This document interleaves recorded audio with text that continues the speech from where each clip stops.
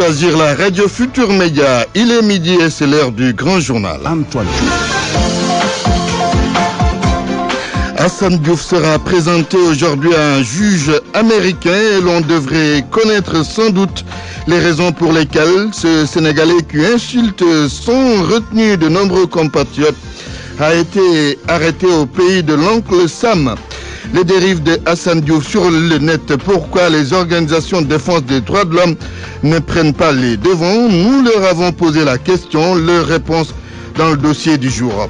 Dysfonctionnement dans la qualité de service téléphonique, la RTP tape du poing sur la table. L'autorité de régulation des télécommunications et postes envoie des mises en demeure aux 3 opérateurs de téléphonie. Le point sur la situation des sinistrés de Saint-Louis, victimes de l'avancée de la mer. Ils sont relogés dans des établissements scolaires. Leur sort les préoccupe fort. Dans la commune de Ngouniane, des dizaines de camions remplis de moutons sont déjà arrivés dans ce forail. À ce jour, il y a plus de 40 000 têtes à quelques petits jours de la Tabaski. L'actualité internationale, les titres. Bonjour Sornana Tambaya. Bonjour Antoine Diouf. Un naufrage fait 12 morts au Nigeria. L'accident s'est produit au port de Lagos. La surcharge du bateau serait à l'origine du naufrage selon les autorités. Au même moment, le président Muhammadu Buhari reprend les rênes du pouvoir. 2 jours après son retour, il s'est adressé à la nation ce matin après 3 mois d'absence pour raison de santé. La Sierra Leone toujours en état de choc. Une semaine après les coulées de boue qui ont coûté la vie à 499 personnes, le pays poursuit les recherches alors que la République démocratique du Congo commence à compter ses morts, 140 suite à un glissement de terrain mercredi dernier. Développement de tous ces titres aux alentours de 12h15.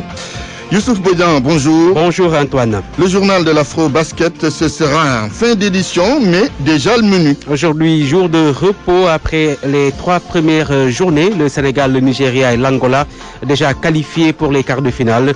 Nous ferons le bilan à mi-parcours avec notre envoyé spécial, mais aussi les supporters et les spécialistes. Nous allons aussi aborder les problèmes alimentaires de la délégation sénégalaise avec le président de la Fédération sénégalaise de basketball. Et puis, vous aurez la leçon basket avec notre consultant Mamadou Gueye-Papi. Dans le reportage du jour, notre envoyé spécial nous parlera des activités des pèlerins sénégalais au lieu saint de l'islam à quelques jours du démarrage du Hajj. Et puis la presse du jour, ce sera avec Georges Detchediop. Bienvenue à toutes et à tous.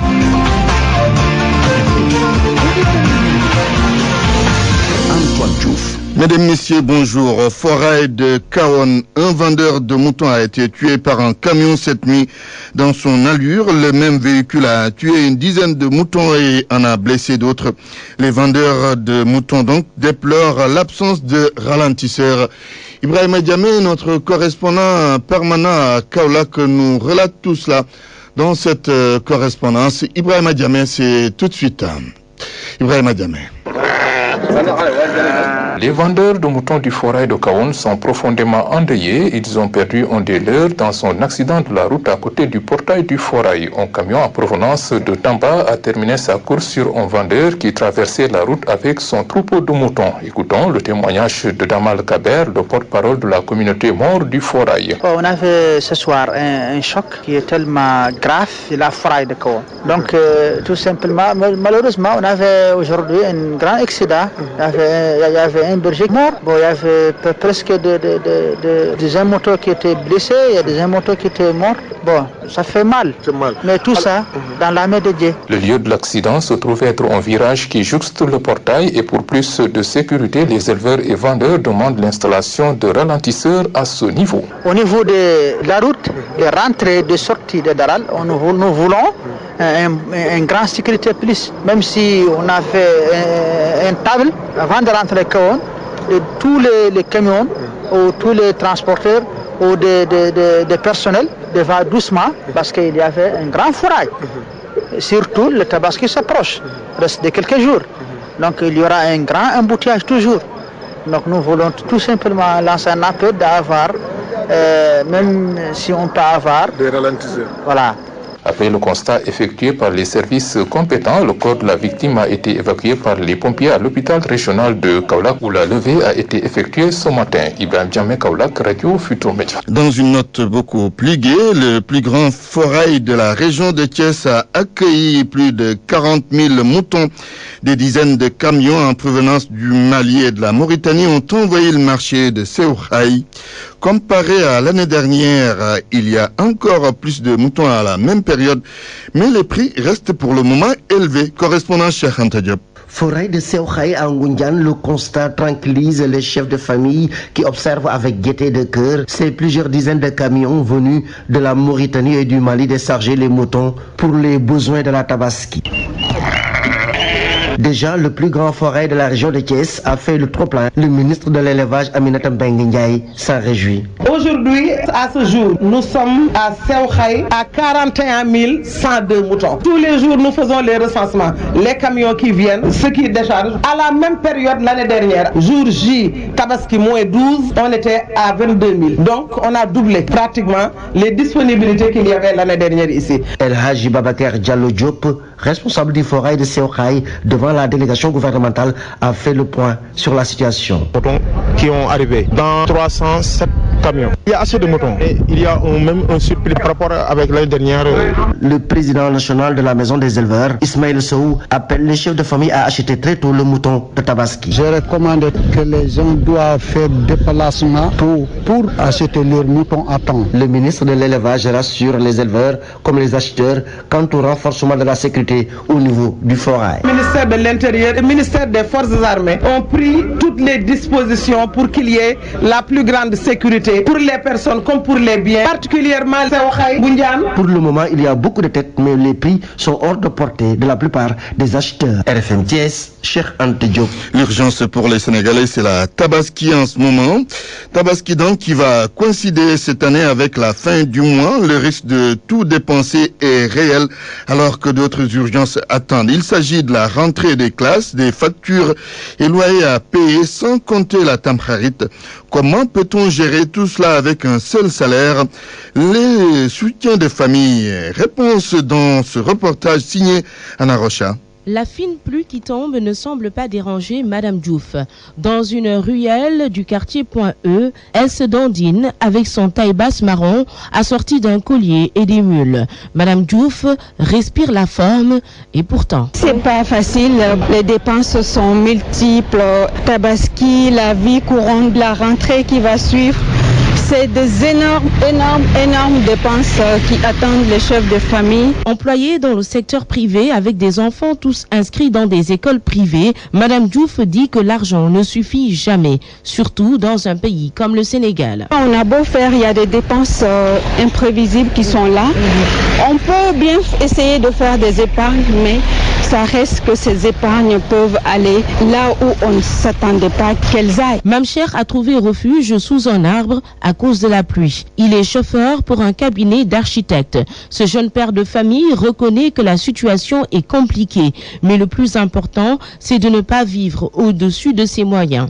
Oui, je prépare après Tabaski, mais c'est difficile. Les temps sont prévus, mais on gère. L'astuce, c'est de ne pas dépenser plus qu'il ne faut. Mamcher et Madame Diouf gagnent relativement bien leur vie comparée à ce vigile trouvé devant un imposant immeuble. Il a requis l'anonymat. C'est avec son maigre salaire qu'il prend en charge sa maman et ses petites sœurs. Gérer tout cela avec un seul salaire, c'est très compliqué. Et surtout que nos salaires ne sont pas trop élevés. La Tabaski n'est pas encore passée que ces responsables de famille pensent déjà à l'après-Tabaski. Des dépenses, encore des dépenses, toujours des dépenses. Cercle vicieux et infernal. 12h09 au Sénégal et 8h09 à Washington. Vous suivez le grand journal. RFM 94.0, la radio en puissance. Antoine Diouf. Hassan Diouf face à la justice américaine après son arrestation. Ce Sénégalais qui vit aux États-Unis et qui profère beaucoup d'insanité sur le net à l'endroit d'un certain nombre de compatriotes fera face à un juge aujourd'hui. On devrait connaître les raisons de son arrestation. À Washington, notre correspondant permanent, Baba Aïdara. Aujourd'hui, jour de vérité pour Hassan Diouf, qui sera présenté devant un juge pour réellement connaître les raisons de son arrestation et les chefs d'accusation retenus contre sa personne. Pour Hassan, il a été appréhendé suite à une accusation de l'État du Sénégal comme étant un homme dangereux et en connexion avec des réseaux terroristes basés en Afrique. Une accusation balayée d'un revers de main par les autorités sénégalaises basées au pays de l'oncle Sam. En tout cas, après vérification, Hassan est retenu par les services de l'immigration des États-Unis d'Amérique, une entité qui ne traite pas des affaires liées au terrorisme. Les dossiers terroristes sont traités par une section des occupants du building Edgar Hoover sur le Pennsylvania Avenue, au cœur de Washington. FBI. Hassan, en situation irrégulière, fait partie du lot d'immigrants qui sont entrés illégalement en terre américaine. Une situation qui est partie pour être le talon d'Achille du jeune Sénégalais face à un juge de l'immigration qui, en ces temps qui courent, n'hésite pas de danser au rythme du Commander-in-Chief Donald Trump. Baba Aïdara, Washington, pour la radio Futur Média. L'arrestation du Sénégalais Hassan Diouf aux États-Unis doit être liée à l'immigration et non au terrorisme. C'est la conviction de notre confrère Dame Babou qui vit dans ce pays. Selon lui, cet homme célèbre pour ses insultes à travers l'Internet déroule un plan bien mûri. Dame Babou dénonce par ailleurs l'amnistie dans l'assassinat de Maître Babacar Seye. Il déclare que Clédor Sène et compagnie n'auraient jamais dû être libérés. Le journaliste était l'invité des RFM Matin, El Hadj Ndiogou. Le journaliste sénégalais basé aux États-Unis se veut clair. Si Hassan Diouf est convoqué par les services de l'immigration, cela écarte la thèse du terrorisme qui est du ressort du FBI, la police américaine, d'Ambabou. Hassan Diouf, je l'ai regardé 2 fois. Je le connais personnellement, c'est vrai. Je l'ai regardé 2 fois. La deuxième fois, il disait que j'attends mes papiers. Cela veut dire qu'il n'a pas encore ses papiers. Cela veut dire que s'il est entre les mains de l'immigration, et si on confirme ce que Baba a dit, Baba Aïdara, qu'il avait fini sa procédure d'appel pour sa déportation. Quand on est entre les mains de l'immigration, ce ne sont pas des questions de terrorisme. Il souligne que l'insulteur du net joue bien le jeu et les autorités risquent de tomber dans son piège. Maintenant, ce qui se passe, c'est que s'il peut prouver à partir de ces incidents-là, à partir de ce qui se passe maintenant, s'il peut prouver qu'il y a une menace qui pèse sur sa tête, d'emprisonnement, en tout cas sous certaines conditions, ou bien même de menaces physiques, on ne va plus le déporter. Apparemment, il sait bien ce qu'il fait. Donc, l'affaire Hassan Diouf aujourd'hui après une autre affaire qui a marqué notre confrère, l'assassinat de Maître Babacar Seye. Il a couvert le procès en tant que reporter de la radio Sud FM. Dambabou regrette l'amnistie accordée à Clédor Sène et compagnie après leur condamnation. Le crime de sang ne se pardonne jamais. Le président n'a même pas, dans certaines conditions, n'a même pas le pouvoir d'amnistier quelqu'un ou de gracier quelqu'un qui a commis un crime de sang. Ça, je pense que c'est extrêmement grave. Alors que moi, j'étais au procès, j'étais assis là. Clédor Sène et ses compagnons avaient admis avoir tiré sur une voiture avec des balles réelles. Il y avait 2 personnes dans cette voiture au moins. Même si on admettait leur thèse qui était que Médecin avait déjà été tué, il y avait un chauffeur et un garde du corps. Au moins, ça, c'est guet-apens, utilisation de véhicules, tentative de meurtre. Dambabou déplore ainsi l'immixtion de l'exécutif dans le travail du judiciaire. Le journaliste plaide pour que le lien ombilical soit coupé afin de garantir l'indépendance de la justice sénégalaise. El Hadj Ndiogou Diène, les dérives et violences verbales à la lumière du cas Hassan Diouf, que la presse appelle l'insulteur public sur les réseaux sociaux. Quelle doit être la posture de certaines associations comme les organisations de défense des droits de l'homme? Ne doivent-elles pas prendre les devants au lieu d'attendre que les dossiers atteignent un niveau insoupçonné pour s'agiter au nom des principes de liberté et de de démocratie. Élément de réponse dans ce dossier réalisé par Georges Déthié-Diop. Le président de la Ligue sénégalaise des droits humains est bien d'accord qu'en démocratie, il ne faut pas en arriver à un paroxysme de la crise. Seulement, Maître Assane Dioma Ndiaye souligne que les ressorts font défaut. Malheureusement, nous n'avons pas aujourd'hui ni les ressorts, ni les mécanismes sociaux régulateurs, que ce soit la justice ou les marabouts qui auraient pu servir de paravent ou en tout cas de ressort de manière à pouvoir juguler un processus destructeur comme on le connaît ces temps derniers. Mais pour Seydi Gassama de Amnesty Sénégal, tous doivent se le tenir pour dit. La diffamation et les injures publiques sont des délits dans tous les pays. C'est le traitement judiciaire qu'on en fait qui diffère. Il y a des pays où on emprisonne encore comme le Sénégal, il y a d'autres pays où les personnes sont condamnées à de fortes amendes. Donc c'est des délits partout au monde, mais il faut que, évidemment, on prenne des mesures pour prémunir les personnes contre ces délits. Alors, ne faut-il pas prendre les devants au lieu d'attendre que les dossiers atteignent un certain niveau pour défendre les mises en cause difficiles selon Assane Dioma Ndiaye? Où évidemment il appartient à celui qui dirige, qui prête serment de respecter la République, de servir la République, de s'attacher aux lois, de faire respecter évidemment les lois, de faire en sorte évidemment que son action puisse s'inscrire dans une légitimité de manière à ce qu'il puisse exiger des citoyens le même respect. C'est-à-dire que si le gouvernement ou l'État fait respecter, garantit la liberté démocratique, garantit la liberté, garantit les droits fondamentaux des citoyens, cet même État a la légitimité d'imposer aux citoyens également de respecter le bien public, de respecter les lois. L'avis de Seydi Gassama, une sensibilisation est nécessaire et c'est ce que Amnesty a commencé. Nous sommes dans ce sillage et je crois que dès que ces affaires, ces arrestations ont commencé, nous avons lancé les débats avec les lanceurs d'alerte, les blogueurs, tous les activistes qui sont autour des médias sociaux. Nous avons déjà lancé les débats et ce débat va se poursuivre après les vacances pour vraiment opérer une large sensibilisation, très large sensibilisation. En direction des jeunes, en direction de tous les usagers des réseaux sociaux. Problème, est-ce que les organisations comme Amnesty Sénégal vont être écoutées, entendues et suivies? D'autres sons de cloche sont en tous les cas perceptibles. RFM 94.0, la radio en puissance. L'ARTP veut que les 3 opérateurs de téléphonie prennent des mesures pour améliorer la qualité du réseau. Vu les dysfonctionnements notés dans ce domaine, l'autorité de régulation des télécommunications et postes n'a pas manqué d'envoyer des mises en demeure à la Sonatel, Expresso et Sentel GSM. Mohamed Ali Mouba. Une mise en demeure en bonne et due forme pour tout le monde. Aucun des 3 opérateurs, Orange, Tigo et Expresso, n'a atteint, selon les termes du communiqué de la RTP, les objectifs fixés par le régulateur. S'agissant de Orange, la RTP lui reproche de n'avoir pas fait grand-chose pour améliorer sa qualité de service dans les départements de Pikine et Rufisque. De piètres performances notées en termes de qualité vocale dans le département de Dakar. Tigo, cet opérateur, est épinglé pour son mauvais service délivré aux populations du département de Pikine.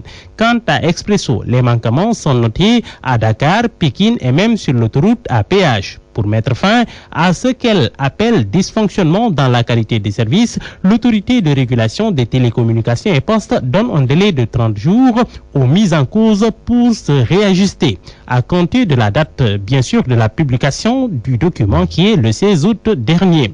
Passé ce délai, souligne le communiqué, le régulateur sera dans l'obligation d'en tirer toutes les conséquences de droit conformément à la régulation en vigueur. Ces sanctions peuvent être des amendes de 1 à 3% du chiffre d'affaires de l'opérateur n'ayant pas respecté le cahier de charges. Il faut dire que les 3 opérateurs n'en sont pas à leur première mise en demeure. En 2016, par exemple, Orange a été frappé au portefeuille pour non-respect du décret sur les automates. La RTP lui avait infligé une amende de 13 milliards de francs CFA avant qu'un règlement à l'amiable ne vienne mettre fin aux différends. À suivre, Saint-Louis, 73 ménages victimes de l'avancée de la mer sont relogés dans des établissements scolaires à Ndartout et à Gokhumbat. Leur situation est jugée alarmante. Leur seul souhait, c'est d'être relogés ailleurs après après que la mer a envahi des dizaines de maisons. Saint-Louis, Mohamed Nabissila. Ce sont des enfants, des femmes et des vieux qui se sont bien installés dans les sites d'hébergement constitués d'écoles de Guetndar et de Gourmbach. À l'école d'hôtes, des enfants jouent dans la cour et ils font partie des 73 ménages qui y vivent.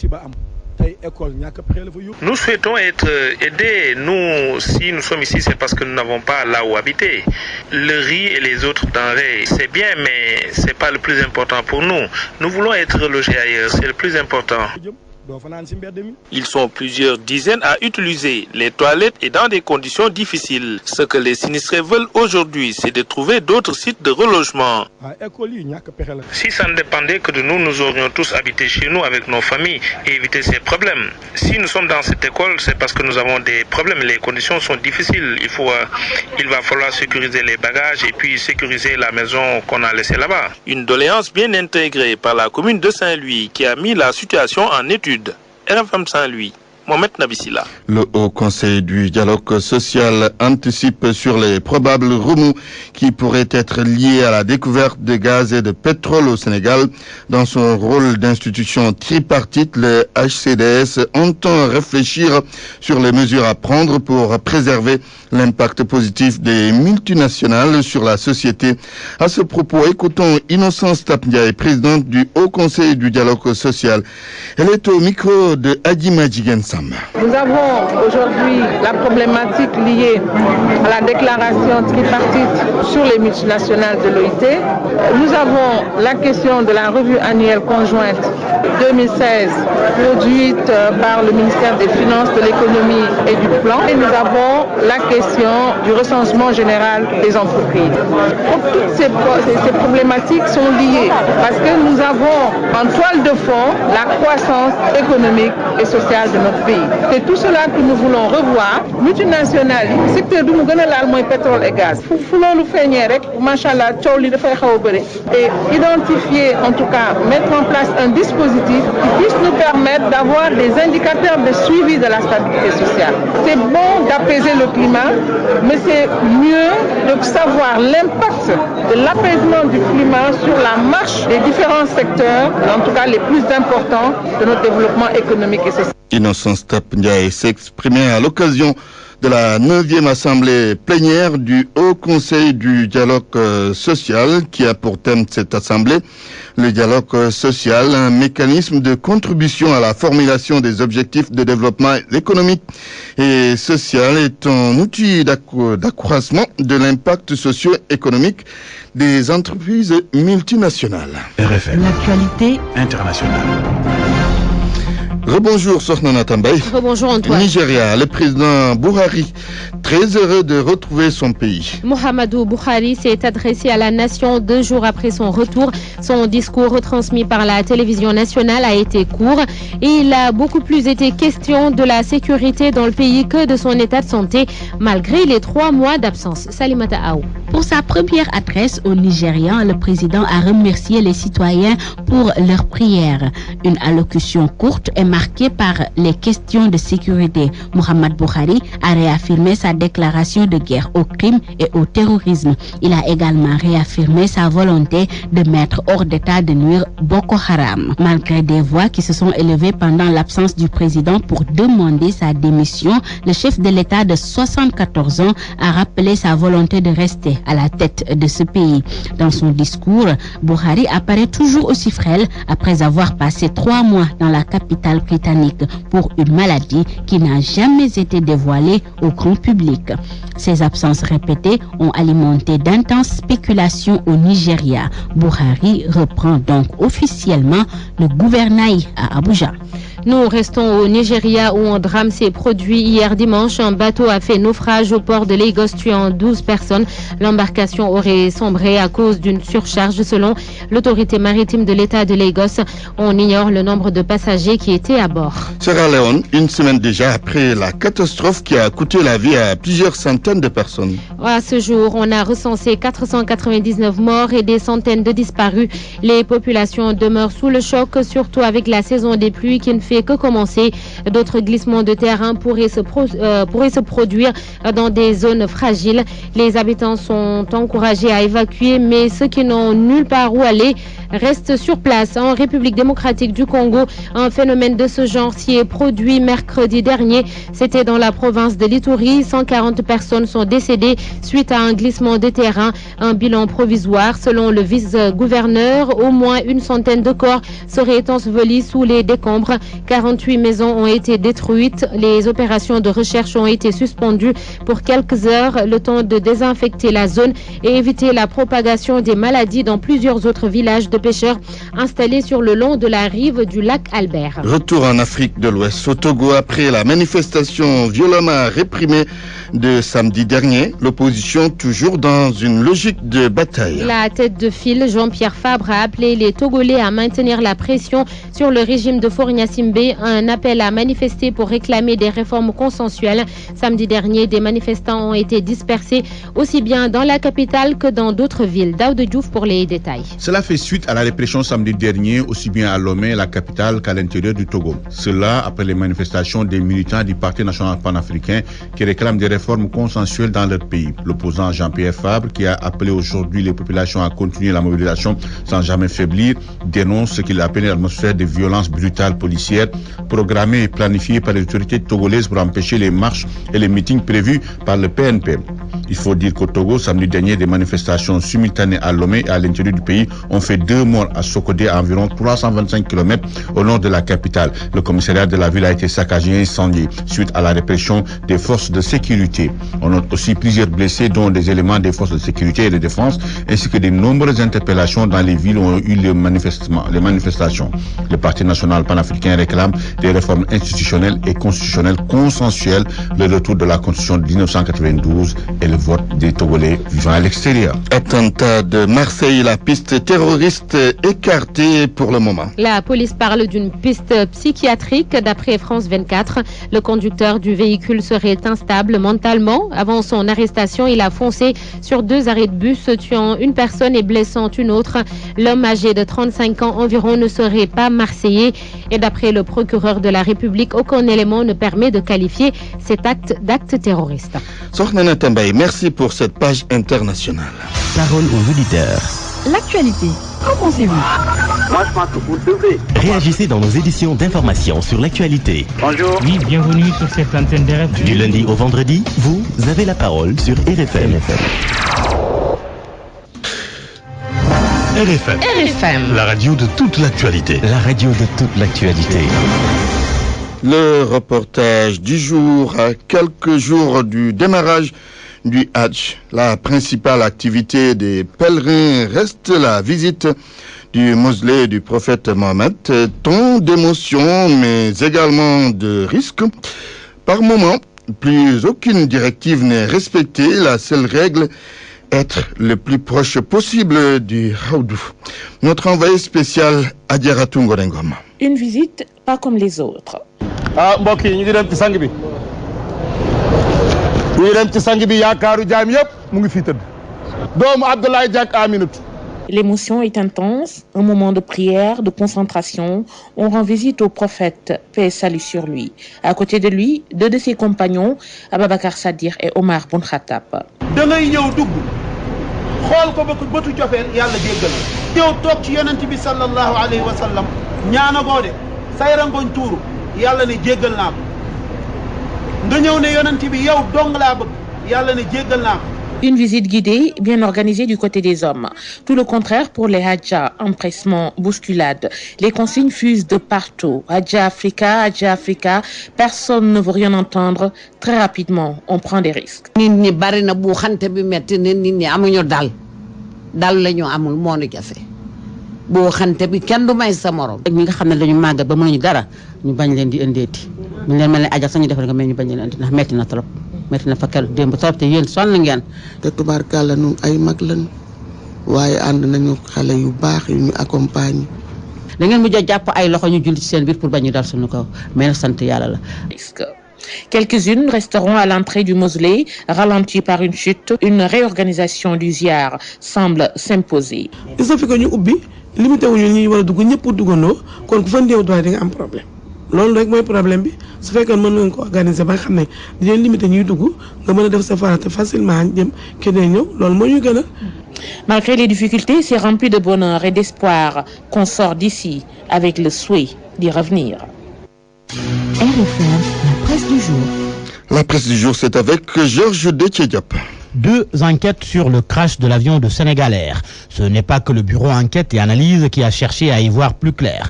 Les constructeurs de l'appareil aussi ont enquêté sur l'accident. L'Observateur fait état de nouvelles révélations contenues dans le rapport que les Anglais ont publié. Selon le rapport, dont l'Observateur dit détenir copie, l'équipage est mort 45 secondes après le crash. Mort d'anoxémie à cause d'une décapitation du cockpit par le Boeing 737-800. Les enquêteurs ont indiqué que l'appareil, qui avait toujours le pilote automatique branché, a survolé Dakar avant de tomber dans l'océan suite à une panne de carburant. Autre fait souligné par l'enquête, l'Obs nous apprend qu'une partie de l'aile droite de l'avion de Seiba a disparu après le crash. Le crash de l'avion de Sénégal Air en septembre 2015, qui est aussi mis en exergue par Libération, le journal qui parle de détails d'un rapport explosif, celui-là du Bureau d'enquête et analyse pour la sécurité de l'aviation civile.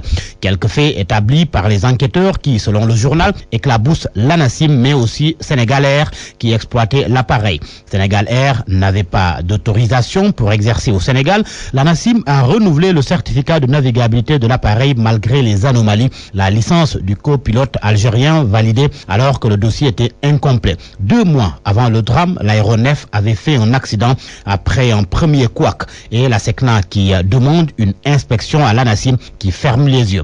Des faits reproduits in extenso aux pages 4 et 5 de Libération. Et pendant ce temps, le quotidien national Le Soleil et le journal Le Quotidien affichent à leur une des propos tenus par le ministre de la Justice. Ce n'est pas le député Khalifa Sall qui a été arrêté. Sidiki Kaba réagissait ainsi à la sortie des avocats du maire de Dakar qui, rappelle le quotidien, ont récemment soulevé l'immunité parlementaire de Khalifa Sall pour justifier sa libération.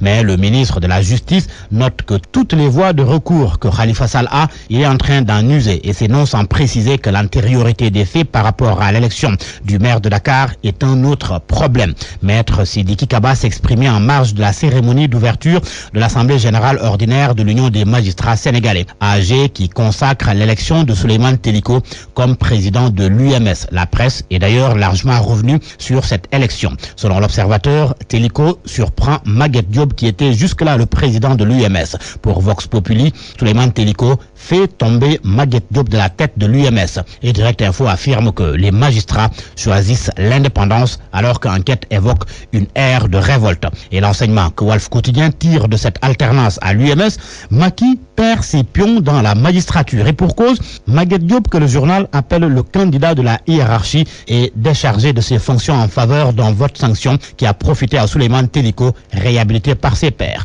Un Sénégalais de l'extérieur qui défrait la chronique, Assane Diouf, que la presse appelle l'insulteur public. Beaucoup de journaux affichent ce matin sa photo et évoquent son arrestation aux États-Unis.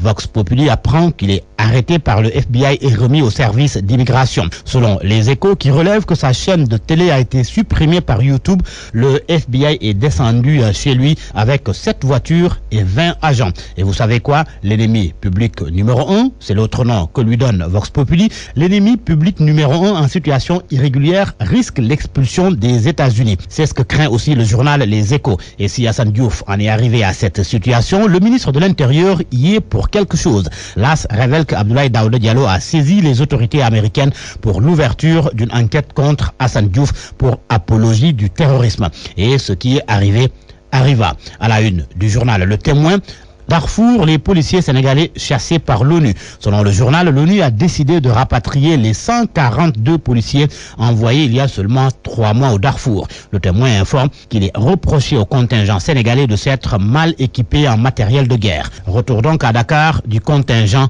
mi-septembre. En sport, ce fait quelque peu cocasse à l'Afro-Basket 2017 au Mali et l'Observateur s'en fait l'écho. La tanière des Lions ravagée par la diarrhée. Une mauvaise qualité de la restauration pointé du doigt, le menu de subsistance, cacri et biscuits. À vos kiosques et bonne lecture. Georges Déthié-Diop, merci. Quelques infos météo avant de vous quitter. Des pluies intermittentes seront notées par endroits sur la façade ouest, tandis que sur le reste du territoire, le ciel restera passagèrement nuageux en début de journée. Ce sera à partir de l'après-midi que les conditions redeviendront instables sur le pays, où on notera des possibilités d'orages isolés et accompagnés de pluie sur la quasi-totalité du territoire. Les températures journalières seront légèrement en baisse avec des maxi diurnes qui vont tourner autour de 30 degrés sur le littoral et 36 degrés sur les localités nord et nord-est du pays. Les visibilités seront généralement bonnes. C'est la fin de cette édition. Je vous rappelle les titres. Assane Diouf sera présenté aujourd'hui à un juge américain et l'on devrait connaître sans doute les raisons pour lesquelles ce Sénégalais qui insulte son retenu de nombreux compatriotes a été arrêté. Les dérives de Assane Diouf sur Internet, pourquoi les organisations de défense des droits de l'homme ne prennent pas les devants? Nous leur avons posé la question dans ce midi. Dysfonctionnement dans la qualité des services téléphoniques, la RTP tape du poing sur la table. L'autorité de régulation des télécommunications des postes envoie des mises en demeure aux 3 opérateurs de téléphonie. Le point sur la situation des sinistrés de Saint-Louis, victimes de l'avancée de la mer.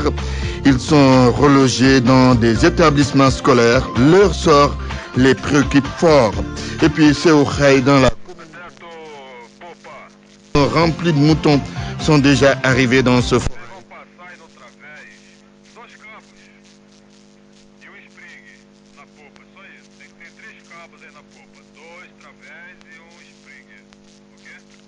El Hadj Ndiogou Diène, Pape Oumar Diaw était à la régie. Tout de suite, c'est le journal de l'Afro-Basket avec Youssef.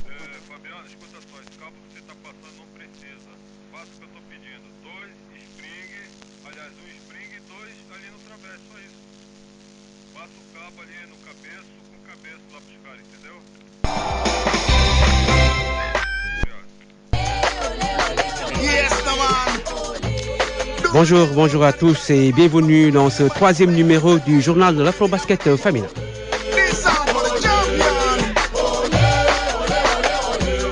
Ce lundi, jour de repos pour toutes les sélections après les 3 premières journées. Seules 6 sélections ont gagné donc tous leurs matchs. Donc qualifiés pour les quarts de finale, il s'agit de l'Angola, le Nigeria, le Sénégal, entre autres. Les Lions, donc parmi les meilleures sélections à mi-parcours. Le bilan avec notre envoyé spécial à Bamako, Malal Junior Diagne. Après 3 jours de compétition, 6 équipes ont déjà validé leur ticket pour les quarts de finale de l'Afro-Basket 2017. Dans la poule B, les Lions du Sénégal ont confirmé leur statut de favori. Avec 3 victoires en autant de sorties, le Sénégal est 2e de son groupe derrière le Nigeria. L'Égypte, prochain adversaire des Lions du Sénégal, arrive à la 3e marche du podium avec 2 victoires et une défaite au compteur. Dans l'autre groupe, l'Angola domine les débats avec 6 points pris sur 6 possibles. Puis vient le Mali avec 5 points pris et la Côte d'Ivoire qui totalise le même nombre de scores que les Aigles du Mali. Au tableau des meilleures marqueuses, Astou Traoré reste l'une des principales satisfactions du Sénégal. La Lionne totalise 74 points et se retrouve 2e derrière la centrafricaine Abeti Ibengue, qui en totalise, elle, 77 points. Avec ces 3 victoires, le Sénégal réalise la totale. Les Lions ont réussi à inscrire 61 points. Elles en ont encaissé 169, soit un goal différence de plus 82. Avant la reprise de la compétition, le groupe Sénégal va pouvoir panser désormais ses plaies nées de l'épidémie de diarrhée qui frappe la tanière depuis 2 jours. Les Lions du Sénégal vont croiser le fer ce mardi à 9h30 le matin avec l'Égypte. Bamako, Malal Junior Diagne, Radio Futur Média. 3 victoires en autant de sorties et une qualification en quart de finale avant la fin des phases de poule. Le président de la Fédération sénégalaise de basketball satisfait de ces résultats. Toutefois, des solutions seront apportées concernant les problèmes alimentaires dont la tanière est confrontée, a dit Maître Babacar Ndiaye. Il est toujours au micro de Malal Junior Diagne. Bon, la situation elle est bonne sur le plan sportif. Maintenant sur le plan l'hébergement et de la restauration des joueurs, on peut dire que les conditions peuvent être améliorées, il faut le reconnaître. Bon, maintenant moi je tout dis tout le temps aux joueurs et aux joueurs de l'équipe nationale que quand on va à un Afrobasket, considérez-vous que vous êtes en guerre. Vous ne pouvez pas avoir des conditions comme si aujourd'hui vous étiez en vacances. Donc il faut s'adapter et se battre. Mais le moral du groupe est bon. On est dans nos objectifs qui est de terminer premier de la poule. On verra maintenant pour le reste. Alors, la restauration, ça pose problème, ça a même occasionné des diarrhées dans le groupe. Qu'est-ce que la fédération va faire pour améliorer un peu ce point qui est quand même important, l'alimentation? Il y a d'abord hier une réunion entre le comité d'organisation locale et toutes les délégations pour améliorer la restauration.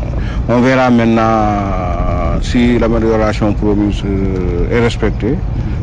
Si c'est ça, on continuera à manger. Si maintenant il y a des problèmes, on trouvera une autre solution. Après une victoire face à la Guinée avec 66 points d'écart lors de la première journée, l'écart a fondu à 9 face au Mozambique, puis à 7 hier face à la RDC. Le jeu des Lions a-t-il convaincu les supporters? Réponse dans ce reportage de Salimata Awa. Devant son atelier de menuiserie, Mamadou est concentré sur son boulot.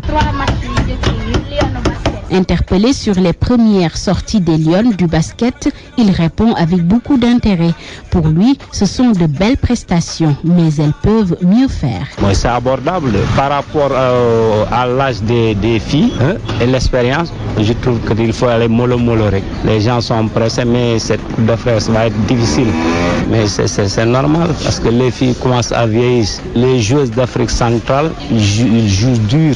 Ça va être dur. Abdoulaye insiste sur l'écart durant les matchs. Les Lions doivent maintenir ces gros écarts avec leurs adversaires. C'est normal. Parce que les Lions doivent maintenir les écarts, creuser les écarts. On a l'impression qu'elles sont fatiguées. Néanmoins, elles sont très braves. On les encourage. Les paniers manqués, les fautes, pour Mamadou, ces maladresses doivent être évitées. Je crois qu'on va s'en sortir, surtout comme les AEDF, match bi contre presque moo ñu sonal parce que li mu raté dafa bari. On ne peut pas jouer autrement, on peut jouer qu'avec l'expérience. Si beaucoup de Sénégalais suivent les matchs des Lions avec beaucoup d'attention, certains ne sont même pas au courant de l'Afrobasket qui se déroule actuellement au Mali.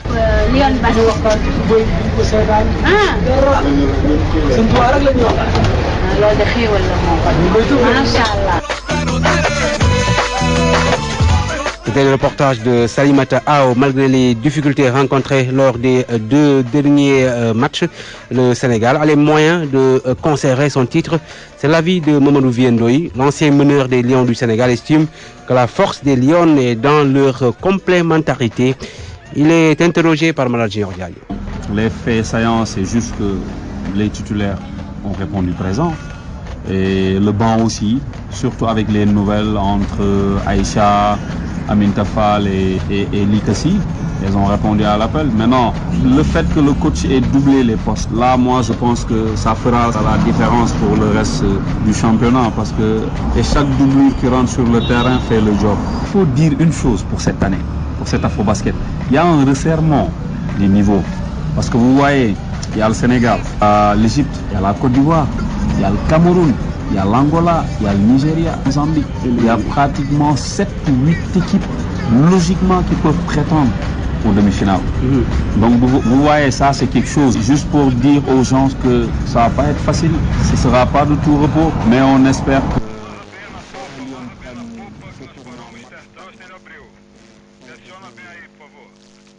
Durant cet Afrobasket, l'équipe qui jouera physique et stratégique remportera le trophée. Maintenant, je me dis que si le Sénégal défend bien, si elle défend bien, et que le coach mette en place des stratégies qui pourront réduire à néant les offensives des équipes adverses, moi je pense qu'on pourra s'en sortir facilement. À présent, la leçon de basket du jour avec notre consultant Mamadou Gueye Pabi, par ailleurs entraîneur de l'équipe de l'AS Douanes. Leçon de basket. Aujourd'hui, on parlera du dribble. Comment améliorer son dribble. Le dribble, c'est comme le tir, un geste technique qui peut se perfectionner seul en dehors de l'entraînement de l'équipe. Pour bien dribbler, il faut au minimum 20 minutes de travail quotidien. Vous pouvez travailler n'importe où sur terrain plat. L'important au début, c'est de rechercher les sensations de la balle. Maintenant, il y a des dribbles hauts, des dribbles bas, de protection. Je donnerai quelques conseils pour le dribble. On ne regarde jamais le ballon quand on dribble. Le regard doit être haut pour voir ce qui se passe. La main accompagne le ballon. Jamais il ne doit être frappé. Le poignet est souple, les doigts bien écartés. La paume de la main ne doit pas toucher le ballon. Avoir un dribble sec. Le meilleur dribble se fait le plus près du sol. Et dans la contre-attaque, il est plus haut et le ballon est poussé devant. Et pour finir, ne jamais dribbler sans raison. C'était donc le dernier dribble de ce journal de l'Afro-Basket. On vous donne rendez-vous demain avec la 4e sortie du Sénégal. Ce sera face à l'Égypte à partir de 9h30, bien sûr à suivre sur la RFM. Le Sénégal va jouer son dernier match de poule mercredi contre le Nigeria. Merci d'avoir suivi ce 3e numéro du journal de